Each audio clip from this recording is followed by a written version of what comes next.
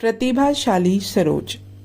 घर में होने वाले परिचर्चाओं के माध्यम से सरोजनी ने विज्ञान, राजनीति, दर्शन शास्त्र, गणित आदि की शिक्षा सहज ही प्राप्त कर ली थी। उसकी स्मरण शक्ति इतनी तीव्र थी कि प्रत्येक विषय का छोटा से छोटा बिंदु भी उसे भली भांति याद रहता था। इसी प्रतिभा को देखकर अघोरनाथ उसे मैट्रिक करवाने के इच्छुक थे, लेकिन हैदराबाद में कोई हाई स्कूल नहीं था जहां से वह मैट्रिक की परीक्षा दे सकती। अन्य राज्यों की अपेक्षा मद्रास, चेन्नई में उन दिनों शिक्षा का स्तर ऊंचा था। वहां कई शिक्षण संस्थाएं खुल चुकी थी। वहां एक विश्वविद्यालय भी स्थापित हुआ था जिसमें छात्राएं दाखिला देकर मैट्रिक की परीक्षा दे सकती थी। काफी सोच विचार के बाद अघोरनाथ ने सरोजनी को शिक्षा हेतु मद्रास भेजने का निश्चय कर लिया। यद्यपि वरदा अपनी लाडली को आंखों से दूर नहीं करना चाहती थी, तथापि उसके उज्जवल भविष्य को देखते हुए उन्होंने हृदय पर पत्थर रखकर सहमति दे दी। आनन फानन में सारी व्यवस्थाएं की गई।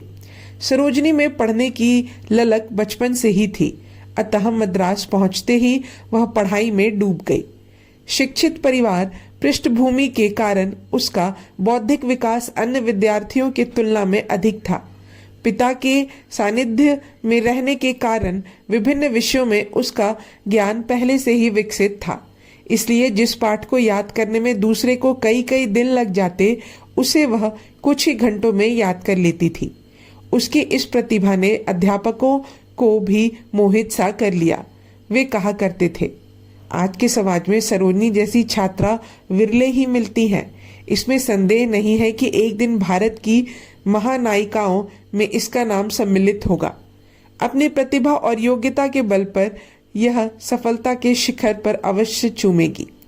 सरोजनी कितनी प्रतिभाशाली थी, इसका पता इस बात से चलता है कि उसने अंग्रेजी का 3 वर्षीय पाठ्यक्रम मात्र 1 वर्ष में पूरा कर डाला था।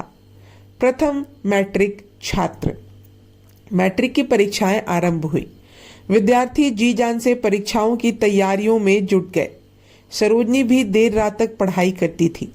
उसके पिता मैट्रिक में उसे अच्छे नंबरों से उत्तीर्ण होते देखना चाहते थे।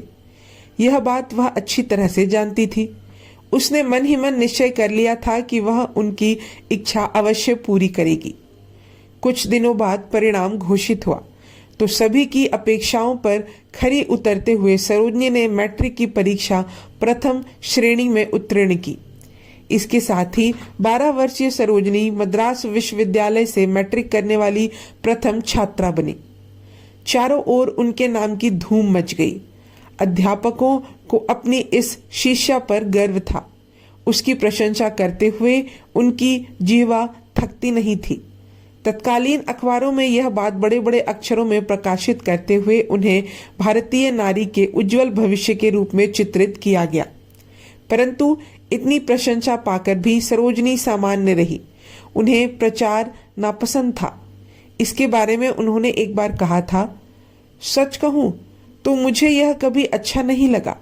इस प्रकार की बातों ने मुझे कभी प्रभावित नहीं किया। यह भाग यही समाप्त होता है।